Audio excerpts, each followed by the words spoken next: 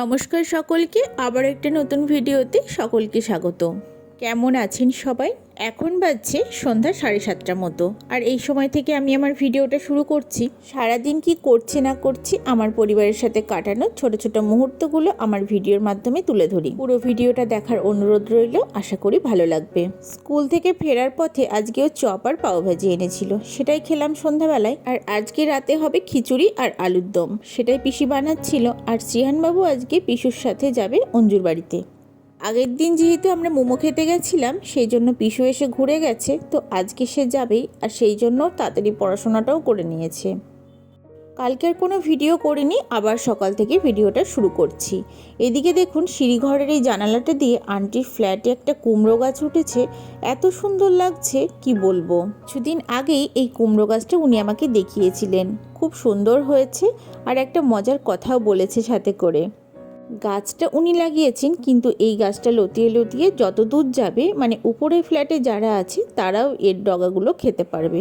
কারণ কুমড়ো তো আর হবে না, ওই শাক খাওয়াই হবে, তাই ওপরে যেদিকে যাবে সেদিকেই তারা ডগাগুলো কেটে কেটে খেতে পারবে। এটা কিন্তু একটা মজার ব্যাপার, তাই না বলুন? আর জানেন, ওই এক ফালি বারান্দাতেই প্রচুর গাছ লাগিয়েছে। আজকে শ্রীহান একটু দেরি করে উঠলো, আর ওকে একটুখানি ব্রাশ করিয়ে দিয়েছি, মানে ও একা একাই এখন করতে পারে। আর মুখটুক মুছিয়ে একটু জল খাইয়ে দেবো এবার। খালি পেটে জলটা না ও কিছুতেই খেতে চায় না, তবে এখন না খেলেও পরে একটু দিতেই হবে। আর আজকে যেহেতু গুরু পূর্ণিমা, তো মামনি আর বাবা আজকে নিরামিষ খাবে, সেই মতো ওনাদের জন্য আলাদা করে নিরামিষ রান্না হবে, আর আমাদের জন্য মাছ আনা হয়েছে। আজকে নিরামিষের মধ্যে রান্না হবে বাঁধাকপির ঘন্ট, থোড় ভাজা আর ডাল। গত দুদিন এত পরিমাণে বৃষ্টি হয়েছে, বাবা বাজারেই যেতে পারেনি, সেই জন্যই আজকে মাছ আনতেই হয়েছে। কারণ আমরা বড়রা খেতে পারলেও বাচ্চাদের পরপর 3 দিন একটু অসুবিধাই হয়ে যায়।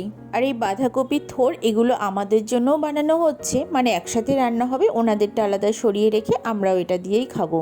আমার এই বাঁধাকপি কাটতে ভীষণ ভালো লাগে। আর এই বাঁধাকপি কাটা কোথা থেকে এত ভালো শিখেছি জানেন? হোস্টেলে যখন থাকতাম, একদিন যদি ক্লাস মিস করতাম, তো আমাদের শাস্তি হিসাবে এই বাঁধাকপি কাটতে দেওয়া হতো। অতগুলো স্টুডেন্টের জন্য বাঁধাকপি কাটতে হতো, প্রায় 20-25টা তো হবেই।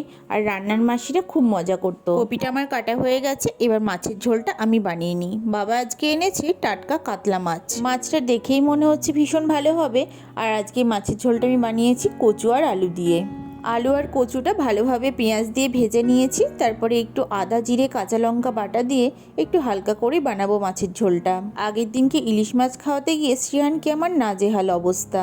আজকে একটু সুবিধা হবে, কারণ এই মাছের কাটাগুলো তো বড় বড় হয়। আর এদিকে বাঁধাকপিটাও কাটা আছে, আর অন্যদিকে থোড়টাও কাটা আছে। থোড়টা ভীষণ ভালো ছিল, বাবা বলল আমি বেছে বেছে নিয়ে এসেছি। আজকে সকালের জলখাবারে হবে রুটি আর কুমড়োর তরকারি, আর সাথে করে কাঁঠাল আছে। যেহেতু গুরু পূর্ণিমা, ঘরের পুজোটা একটু সুন্দরভাবেই দেওয়া হয় আজকে, তো মামনি সকাল সকালে আজকে পুজো দিয়ে নিচ্ছে। পুরো বাড়িতে ধুনো দেওয়া হয়েছে, এত সুন্দর গন্ধ। ধুনোর গন্ধ আমার খুবই ভালো লাগে, মনে হয় যে কোনো পারফিউমকেও এটা হার মানায়। আজকে ওর বাবাই স্কুল থেকে ছুটি নিয়েছে।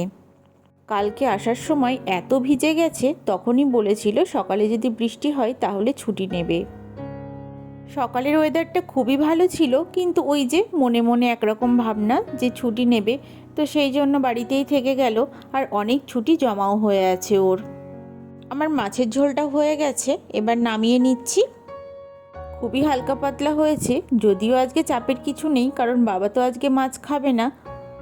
আর বাকি যারা খাবে তাদের অত রান্নাবান্না নিয়ে কোনো সমস্যা নেই। গত দুদিন ধরে সন্ধ্যাবেলায় ওই ভাত খিচুড়ি এই করতে করতে রুটি খাওয়া হয়নি। আসলে রুটি খাওয়াটা একটা অভ্যেসের মধ্যেই, তো সকালে ভাবলাম একটু রুটি করি, কারণ কুমড়োর তরকারিটা এত ভালো দেখতে হয়েছে, রুটি দিয়ে খেলে বেশ ভালো লাগবে। এই রুটি করা জানেন আমার কাছে কি কঠিন কাজ, কারণ আমি রুটি করতে একদমই পারতাম না। এমন না যে আমি চেষ্টা করিনি, প্রচুরবার চেষ্টা করেছি, কিন্তু বারবারই ব্যর্থ হয়েছি। গত বছর হঠাৎ করে শ্রীহানের একবার শরীর খারাপ করলো, আর ও খাওয়া দাওয়া সব ছেড়ে দিল। খাবারের মধ্যে ও রুটিটা খেতে একটু পছন্দ করতো, তো আমি সকাল বিকাল ওকে একটা করে রুটি বানিয়ে দিতাম। আর তখন সেই যে রুটি করা অভ্যেস হয়েছে, এখন মোটামুটি একটু কাজ চালানোর মতো হয়ে যায়। দর্শনধারী না হলেও খেতে খুব একটা মন্দ হয় না। আজকে আটা মাখতে গিয়ে কি হয়েছে, একবার জল বেশি হয়ে যাচ্ছে, তো আর একবার আটা দিয়ে টাইট হয়ে যাচ্ছে। কি করব বুঝতেই পারছিলাম না। এটা তো একটা কঠিন কাজ, তো দেখলাম মোটামুটি হলো, আর রুটিগুলোও বেশ ভালো হয়েছে খেতে। পিসি তো এরকমভাবে রেগুলার 15 থেকে 20টা রুটি বানায়, আবার একসঙ্গে 3টে করে ভাজে জানেন। আমার সব থেকে ভালো লাগে যখন রুটিটা একদম বেলুনের মতো ফুলে ওঠে, আর আজকে রুটিগুলো বেশিরভাগই ফুলেছে। আগে যখন মা রুটি করতো আর আমি করতে পারতাম না, তখন ওই চাতক পাখির মতো চেয়ে থাকতাম যে রুটিটা কখন ফোলে দেখব, আর যখন ফুলতো মনে হতো আমি যে কবে করতে পারবো এরকম। বাবার মামুনি প্রতি বছর আজকের দিনে গুরুদেবের বাড়ি যান, তবে এবছর আকাশের যা অবস্থা, কখন বৃষ্টি নামে তার ঠিক নেই, গেলেও হয়তো ওই বিকেলের দিকে যেতে পারে। রুটিগুলো সব বানানো হয়ে গেছে, এবার চলুন ওদের খেতে দিয়ে দিই। শ্রীহানেরটা ওর সাথে করে আমি দিয়ে দিলাম, ও একটু আজকে খাইয়ে দেবে। ওর যেদিন ছুটি থাকে সেদিন এই শ্রীহানের খাওয়ার দায়িত্বটা ওই নেয়, আর ও রুটিটা বেশ ভালোই খাওয়াতে পারে, ভাতটা আমাকে ছাড়া হয় না। ছুটির দিনেও যদিও ওর প্রচুর কাজ থাকে, তবুও কেন জানি না শ্রীহানের যে কোনো কাজ করতে ও ভীষণ ভালোবাসে, একটুও বিরক্ত হয় না। এদিকে প্রসাদের মিষ্টিটাও আমি ওদের দিয়ে দিলাম। সব কিছু যেহেতু নিরামিষ আছে, কোনো অসুবিধা নেই। ওর ছুটি থাকলে ওই পড়ানো থেকে শুরু করে সকালবেলায় খাওয়ানো সবটাই ওই করে বেশিরভাগ দিনই। অন্যান্য দিন যেহেতু ও আমার সাথেই খায়, তাই একটা দিন বাবার সাথে খেতে ও বেশ ভালোবাসে। যাই হোক, আজকে একটা খাওয়া দাওয়ার পরে কাজ আছে। শ্রীহানবাবু অনেক দিন আগে ওর বাবার সাথে মেলা থেকে একটা ওই নৌকা কিনেছিল, টিনের নৌকা, যেটাতে একটু জল দিলে আর একটা প্রদীপ মতো আছে, ওটাতে আগুন দিলেই জলের মধ্যে ভটভট করে চলে। আমি এতদিন ধরে ওটাকে লুকিয়ে রেখেছিলাম, কারণ ওটা বের করলেই ও জল ঘাঁটবে আর সেটা থেকে ওর ঠান্ডা লেগে যাবে। তো আজকে কোনোভাবে সেটাকেও খুঁজে বের করেছে, সকাল থেকে ধরে বসে আছে কখন ওটাকে চালানো হবে। চলুন খাওয়া দাওয়া সেরে ওটার একটু ব্যবস্থা করি। এই যে গামলার মধ্যে একটু জল ধরে নিচ্ছি। যত বড় জায়গা হয় তত এটাকে দেখতে বেশি ভালো লাগে। সব থেকে মজার ব্যাপার হলো, ওর বাবাই ছোটোবেলায় 2 টাকা দিয়ে এই নৌকা কিনেই খেলা করতো। সেটার সাথে ওর ছোটোবেলার প্রচুর স্মৃতি জড়িয়ে আছে, তাই যখনই ওটা মেলায় বিক্রি হতে দেখেছে সঙ্গে সঙ্গে শ্রীহানকে একটা কিনে দিয়েছে। ওর ছোটোবেলায় এই নৌকাটাই ও কিনেছিল 2 টাকা দিয়ে, আর শ্রীহানকে এটা কত টাকা দিয়ে কিনে দিয়েছে জানেন? 50 টাকা। এই টিনের নৌকাটা 50 টাকা নিয়েছে। এই যে নৌকার ভিতরে ছোট্ট একটা চামচ মতো থাকে, এতে একটু সর্ষের তেল আর একটা সলতে দিয়ে আগুন জ্বালানো হলো। এবার ওই ভিতরের দিকে দিয়ে দেওয়া হবে। এই নৌকার নিচে সরু সরু দুটো পাইপ আছে, ওই পাইপ দুটোতে একটু জল ভরা হয়েছে, আর যত গরম হবে নৌকাটা তত তাড়াতাড়ি চলতে থাকবে। তবে আমার ছোটোবেলায় এই নৌকার দেখা আমি পাইনি। ওর বাবাইয়ের হাত ধরেই শ্রীহানের সাথে সাথে আমারও এটা প্রথমবারই দেখা হলো। এই যে নৌকাটা গরম হয়ে গেছে আর এখন খুব স্পিডে চলছে। যাক, এখন একটু চলুক, তারপরে বাকি বাচ্চারা যখন স্কুল থেকে আসবে সবাই মিলে চালাবে।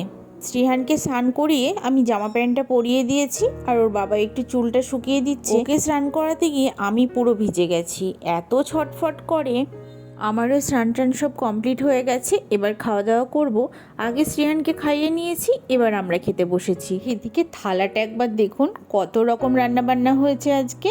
বাঁধাকপি থোড় ভাজা, এদিকে মাছের মাথাটা ভাঙাচোরা করা হয়েছে আলু দিয়ে, ওদিকে মাছের ঝোল, কালকেকার মান বাটা ছিল ফ্রিজে, সেটাকে গরম করলাম। মানে প্রচুর রান্নাবান্না। আজকে নিরামিষ আর আমিষ দুটোই হয়েছে, তো তাই। বাবা এদিকে সকলের জন্য বিকেলবেলা পেয়ারা কেটে মাখায়। যদি ঘরে পেয়ারা থাকে তো এইভাবেই মাখিয়ে রাখে, আর খেতে বেশ ভালো লাগে। আমি এসেছি বাগানে ওই বিলাতি ধনেপাতা তুলতে। কি কাণ্ড দেখুন, একটা বেজি ওই ঘরটার মধ্যে ফুস করে ঢুকে গেল। আসলে না, বর্ষাকালে এই বেজি টেজি এখন বাড়ির মধ্যেই ঢুকে আসছে, যদিও বাগানেই থাকে। আর এই দেখুন, 2টো ধনেপাতা তুলে নিয়েছি, এবার বাবাকে দিই। বেলা গড়িয়ে এসেছে আর তত রোদ ঝলমল করছে আকাশে, এত সুন্দর লাগছে। আজকের ভিডিওটা তাহলে এই পর্যন্তই, আবার আসছি নতুন কোনো ভিডিও নিয়ে। যদি ভালো লাগে একটা লাইক করবেন আর অবশ্যই একটা কমেন্ট করে যাবেন। আজকে নতুন বন্ধু হলে আমার চ্যানেলটাকে অবশ্যই সাবস্ক্রাইব করে দেবেন।